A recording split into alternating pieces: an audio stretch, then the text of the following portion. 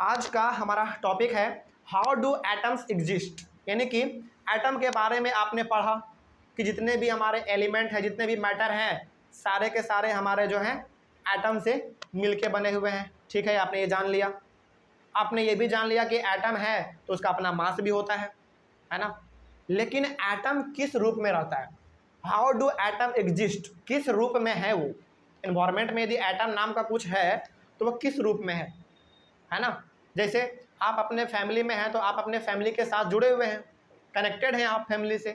उसी प्रकार से एटम है इन्वायरमेंट में, तो एटम किस प्रकार से रह रहा है, अकेला रह रहा है, अपने फैमिली के साथ रह रहा है, इसी के बारे में हम लोग आज बात करेंगे। ठीक है, देखिए क्या लिखा हुआ। अच्छा, एक बात ना, इस टॉपिक को पढ़ने से पहले ही हम आपको एक बात बता दे रहे हैं। जैसे आपको मालूम है कि लिविंग थिंग्स सेल से मिलकर बना होता है, आपको मालूम है ना। और आपका बॉडी जो है ना लाखों लाखों सेल से मिलकर बना हुआ है। तो इसका मतलब ये हुआ कि आपके बॉडी में छोटे छोटे सेल हैं, वो सारा का सारा सेल आपस में जुड़ गया होगा, तब आपका बन गया टिश्यू। बहुत सारे टिश्यू आपस में जुड़ गए होंगे तो बन गया ऑर्गन। बहुत सारे ऑर्गन आपस में जुड़ गए होंगे, बन गया ऑर्गन सिस्टम। बहुत सारे ऑर्गन सिस्टम आपस में जुड़ गए, आपका एक बॉडी तैयार हो गया। यानी कि क्या सेल हमारा अकेला था क्या? नहीं, सेल अपने ही जैसे दिखने वाले से दूसरे सेल को आपस में जोड़ लिया है, तब बन गया हमारा टिश्यू, है कि नहीं। यानी कि कहीं ना कहीं हमारा सेल जो हमारे बॉडी के अंदर है वो कंबाइंड फॉर्म में है, तभी आपका ये बॉडी तैयार हो पाया है। अच्छा, सपोज करो कुछ देर के लिए कि यदि आपका बॉडी में जो सेल है वो बिखरा पड़ा हुआ होता, तो क्या आपका बॉडी इस प्रकार से तैयार होता क्या? नहीं होता, कभी नहीं हो पाता, है ना। जैसे एग्जाम्पल के तौर पर हमारा अमीबा, अमीबा क्या एक माइक्रो ऑर्गेनिज्म है?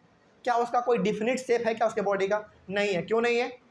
क्योंकि उसमें एक ही सेल है और उसका मर्जी है भाई, जैसे मन करे वो ऐसे रहे। लेकिन आपका बॉडी तो लाखों लाखों सेल से मिलकर बना हुआ है, क्या वो अपने रूप से अकेले अकेले रहेगा?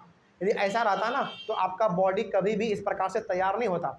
एक हाथ आपका बहुत बड़ा होता तो एक हाथ बहुत छोटा होता, है ना। आपका सर का बाल बहुत छोटा हो सकता था, या फिर आपका पैर बहुत बड़ा हो सकता था। यानी कि यदि सेल आपस में कनेक्टेड नहीं होते तो फिर आपके बॉडी का जो नक्शा है ना वो कुछ और ही होता। इसका मतलब ये हो गया कि सबके सब सेल आपस में जुड़े हुए हैं, यानी कि कंबाइंड फॉर्म में है ना। इसी के बारे में पढ़ेंगे। और यही चीज़ तो हमारा एटम के साथ भी लागू होता है, क्योंकि हमने कहा था कि जिस प्रकार से बिहेव हमारा सेल करता है ना, उसी प्रकार से बिहेव हमारा एटम भी करता है ना। चलो अब जानते हैं इसके बारे में। Atoms of most of the elements are not able to exist in free state. देखिए यहाँ पे बहुत खूबसूरत सा स्टेटमेंट लिखा हुआ है, इसको पढ़ के समझ में आ जाएगा आपको। सुनना ध्यान से। Atoms of most of the elements are not able to exist in the free state. इसका मतलब ये हो गया कि हमारे पास ऐसे बहुत सारे एलिमेंट हैं जिसके एटम इन्वायरमेंट में फ्री स्टेट में नहीं रह सकते हैं, यानी कि एक दूसरे से दूर दूर नहीं रह सकते हैं। अच्छा, सपोज करो, अच्छा चलो एग्जांपल के तौर पे हमारा आयरन ले लो, एक आयरन का रड लो, ठीक है। आयरन का रड आपको मालूम है नॉन लिविंग थिंग्स है, तो वो किससे मिलके बना होगा? एटम से मिलके बना होगा। तो क्या यदि आयरन का एटम अलग अलग होता तो क्या वो एक रड का रूप ले पाता? कभी कभी नहीं ले पाता।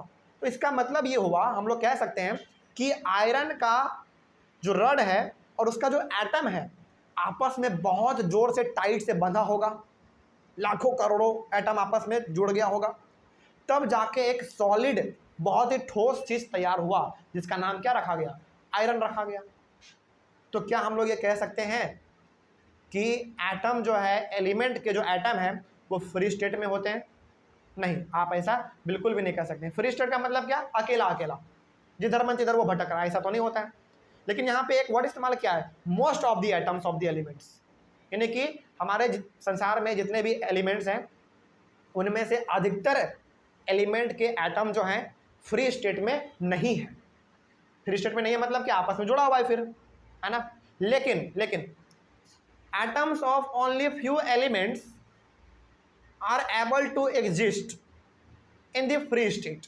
लेकिन कुछ ऐसे भी एलिमेंट हैं जिसके एटम इन्वायरमेंट में फ्री स्टेट में घूम रहे हैं, जिधर मन तिधर भटक रहा है। जैसे एग्जांपल के तौर पे हीलियम, नियोन, आर्गन, क्रिप्टन और भी अलग अलग प्रकार के हमारे पास एलिमेंट है। यहाँ पे जो हम नाम ले रहे हैं ना, हीलियम, नियोन, आर्गन, क्रिप्टन, ये हमारा कुछ एलिमेंट्स का नाम है, ठीक है। तो इसके एटम्स ना आपस में कंबाइन नहीं है, जिधर मन तिधर इन्वायरमेंट में वो भटक रहा है, ठीक है। तो यदि आपसे चलते फिरते कोई पूछ दे कि बताओ एटम्स हमारा फ्री स्टेट में पाया जाता है कि नहीं, तो आपका जवाब ये होना चाहिए कि हाँ, मोस्ट ऑफ दी एलिमेंट ऐसे हैं जिसके एटम जो है ना फ्री स्टेट्स में नहीं पाए जाते हैं, यानी कि वो कंबाइंड रूप में रहते हैं, आपस में जुड़ा हुआ रहता है। लेकिन कुछ ऐसे भी एलिमेंट हैं जिसके एटम बिल्कुल फ्री स्टेट में, जिधर मन तिधर वो भटक रहा है।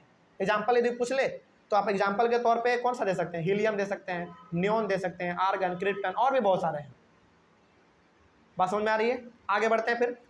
यूजुअली तो क्या यहाँ से हम लोग ये कह सकते हैं कि usually atoms exist in two ways, यानी कि यहाँ पे जो है ना बेसिकली हमारा एटम कंबाइंड रूप में है, आपस में जुड़ा हुआ है।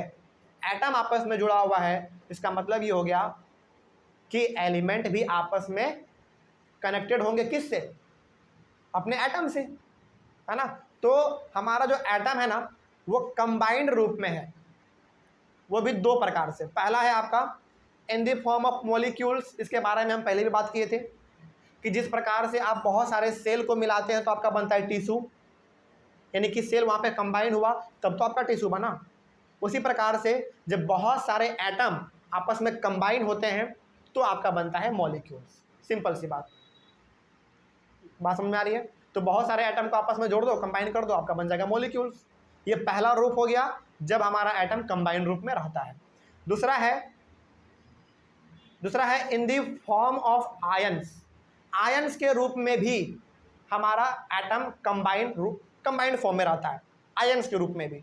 अब आपके मन में सवाल आ गया कि सर मॉलिक्यूल्स का नाम तो सुने थे, आयंस क्या है? देखो हमारा एक ना टॉपिक है जिसका नाम है व्हाट इज अ मॉलिक्यूल, है ना। उस टॉपिक के अंदर हम लोगों को आयन के बारे में पूरा डीपली पढ़ना है। बस फिलहाल अभी आप ये जान लो कि जिस प्रकार से बहुत सारे एटम को आपस में आप जोड़ दीजिएगा तो बन जाएगा मॉलिक्यूल, उसी प्रकार से बहुत सारे एटम को आप जोड़ दीजिएगा ना तो बन जाएगा आपका आयन। जिस प्रकार से आपका मॉलिक्यूल है ना उसी प्रकार से आपका आयन भी होता है। तो आयन भी अपने आप में क्या है? कंबाइंड फॉर्म है। किसका? नहीं, एटम का। तो जैसे मॉलिक्यूल है हमारा कंबाइंड फॉर्म एटम्स का, उसी प्रकार से हमारा आयन भी एटम्स का कंबाइंड फॉर्म में है। एटम्स का कंबाइंड फॉर्म मॉलिक्यूल, बहुत सारे मॉलिक्यूल को बना दोगे एलिमेंट बन जाएगा। लेकिन हाँ आयन, चलो कंफ्यूज हो गए तुम लोग, फिर से बता दे रहे हैं। देखो एटम्स बेसिकली कंबाइंड फॉर्म में रहते हैं और वो दो रूप में रह सकता है, एक मॉलिक्यूल के रूप में और एक आयन के रूप में। मॉलिक्यूल क्या होता है? जैसे आपको हम पहले भी बताए हैं कि बहुत सारे एटम्स को आपस में जोड़ दो तो बन जाएगा आपका मॉलिक्यूल्स, ठीक है। मॉलिक्यूल के जैसा ही एक और होता है, उसको हम लोग कहते हैं आयंस। और आयंस भी बेसिकली क्या है? कंबाइंड फॉर्म है। किसका? एटम्स का। लेकिन फिलहाल अभी आप जान लो कि आयंस को, हालांकि आयंस के बारे में हम लोग डीपली पढ़ेंगे, सब कुछ पढ़ेंगे। Charge particle are known as ions. अभी फिलहाल आयन का मतलब ये समझो कि चार्ज पार्टिकल, कोई पार्टिकल है, कोई भी वस्तु है, वो चार्ज है, चाहे वो नेगेटिवली चार्ज हो या फिर पॉजिटिवली चार्ज हो, कोई दिक्कत नहीं है। आयंस का भी मतलब समझ में नहीं भी आ रहा है ना, कोई टेंशन वाली बात नहीं है, इसके बारे में हमारा पूरा क्लास है। लेकिन अभी के क्लास में फिलहाल अभी आप ये जान के चलो कि एटम्स हमारा दो अलग अलग रूप में कंबाइंड फॉर्म में रह सकता है, पहला मॉलिक्यूल और दूसरा आयन। बस आयन के बारे में पढ़ेंगे, उतना टेंशन नहीं लेना, ठीक है। तो यहाँ से फाइनली हम लोग कह सकते हैं कि एटम जो है कंबाइंड फॉर्म में रहता है मोस्ट ऑफ द एलिमेंट्स के, ठीक है। लेकिन कुछ ऐसे भी एलिमेंट्स हैं जिसके एटम पूरी तरीके से भटक रहा है इधर से उधर, है कि नहीं। चलो आगे बढ़ते हैं। एक और पॉइंट है, these molecules and ions aggregate in large numbers to form the matter that we can see, feel और टच। मतलब कि जब बहुत सारे हमारे एटम्स आपस में कनेक्टेड हो जाएंगे, कंबाइंड रूप में हो जाएंगे तो क्या बनेगा? मॉलिक्यूल बनेगा। और बहुत सारे मॉलिक्यूल आपस में जुड़ जाएंगे तो क्या बन जाएगा? हमारा एलिमेंट बन जाएगा। और उस एलिमेंट को हम लोग क्या कर सकते हैं? छू सकते हैं, देख सकते हैं, फील कर सकते हैं, है कि नहीं। जैसे आपका बॉडी जो है, इसको ऐसे समझो, आपका बॉडी सेल से मिलकर बना हुआ है। बहुत सारे सेल को आपने जोड़ दिया, टिश्यू बन गया। बहुत सारे टिश्यू को आपने जोड़ दिया, ऑर्गन बन गया। बहुत सारे ऑर्गन को आपने जोड़ दिया, ऑर्गन सिस्टम बन गया। बहुत सारे ऑर्गन को आपने जोड़ दिया, आपका बॉडी बन गया, यानी कि ऑर्गेनिज्म बन गया। तो आप जो एक बॉडी आपका तैयार हुआ है उसको हम क्या कर सकते हैं, देख सकते हैं, टच कर सकते हैं, फील कर सकते हैं। उसी प्रकार से तो आपका एलिमेंट भी है। जिस एग्जांपल लो आप, फिर से वही आयरन का एक रॉड है, तो वो रॉड किससे बना है, बहुत सारे एटम आपस में जुड़े होंगे तो बन गया आपका मॉलिक्यूल। बहुत सारे मॉलिक्यूल आपस में जुड़ गए तो बन गया एलिमेंट, जिसका नाम क्या रखा गया, आयरन। सिंपल सी बात। तो जब भी हमारे एटम्स कंबाइंड रूप में पाए जाएंगे तो दो रूप में पाए जाएंगे, पहला मॉलिक्यूल्स और दूसरा आयंस। और जब बहुत सारे मॉलिक्यूल्स और आयंस आपस में जुड़ जाएंगे तो हमारा बनेगा एक मैटर बोलो या फिर एलिमेंट बोलो, बात तो सेम ही है। और उस मैटर को या फिर उस एलिमेंट को हम लोग छू सकते हैं, टच कर सकते हैं, फील कर सकते हैं, है ना। तो ये हो गया हमारा पूरी तरीके से ये वाला टॉपिक, जिसमें हम लोग बेसिकली ये पढ़े कि हमारा एटम जो है वो किस रूप में एग्जिस्ट करता है। तो किस रूप में एग्जिस्ट करता है, कंबाइंड रूप में, वो भी दो अलग अलग रूप में, मॉलिक्यूल्स और आयंस। अगला वाला क्लास हमारा व्हाट इज अ मॉलिक्यूल के बारे में ही होने वाला है। मॉलिक्यूल के बारे में ही पढ़ेंगे उसमें, और आयन क्या होता है उसी में हम लोग ये जान लेंगे। ठीक है, चलिए, तो इसी के साथ हमारा ये क्लास खत्म होता है। Thank you very much.